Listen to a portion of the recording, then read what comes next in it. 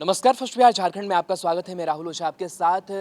बिहार विधानमंडल के सत्र का आज आखिरी दिन और इस आखिरी दिन में जो कह सकते हैं कि आजमाइश है और जो तूतू मैमै है वो विधान परिषद में होती हुई दिखाई दी। अगर हम बात करें राबड़ी देवी और नीरज कुमार के बीच लगातार एक दूसरे पर ये दोनों नेता जो है प्रहार करते हुए नजर आए।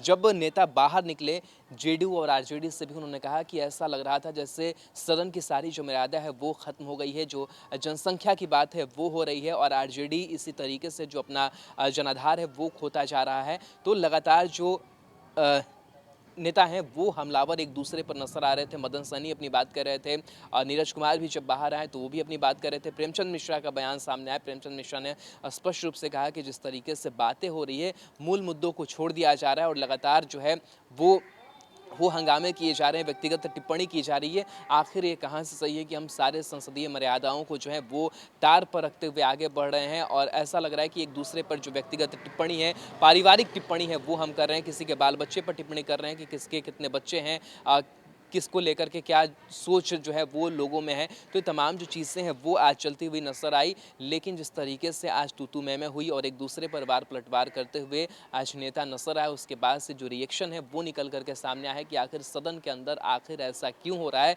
कि जनमुद्दे छोड़ करके जो पारिवारिक बातें हैं, जो व्यक्तिगत टिप्पणियाँ हैं वो एक दूसरे पर किए जा रहे हैं। इन व्यक्तिगत टिप्पणियों के बाद से क्या कुछ कहा है बाहर आए नेताओं ने, ये सुनिए।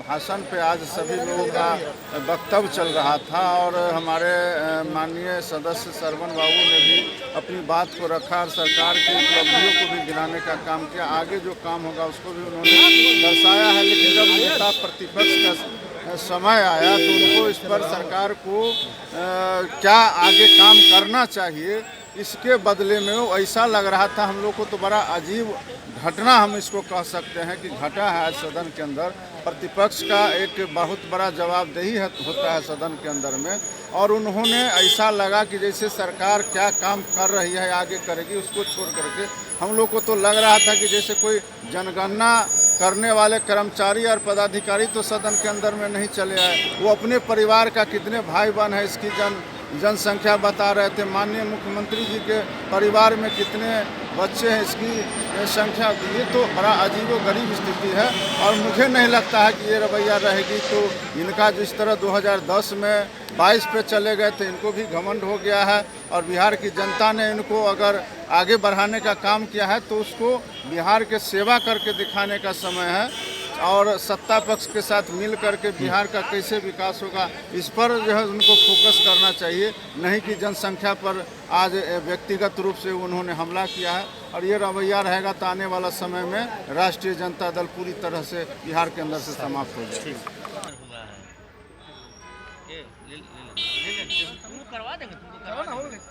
सरकार विपक्ष के संशोधन को भी सुनना नहीं चाहती और सरकारी पक्ष व्यक्तिगत आरोप लगा रहा था। कहीं भी सरकार ने डेवलपमेंट के बारे में कोई बात नहीं की। राज्यपाल के अभिभाषण पर कोई बोल ही नहीं रहा था सरकार की तरफ। व्यक्तिगत आरोप राबड़ी जी पर, आरजेडी के नेताओं पर, ये कहीं न कहीं सरकार के कमजोरी का लक्षण है।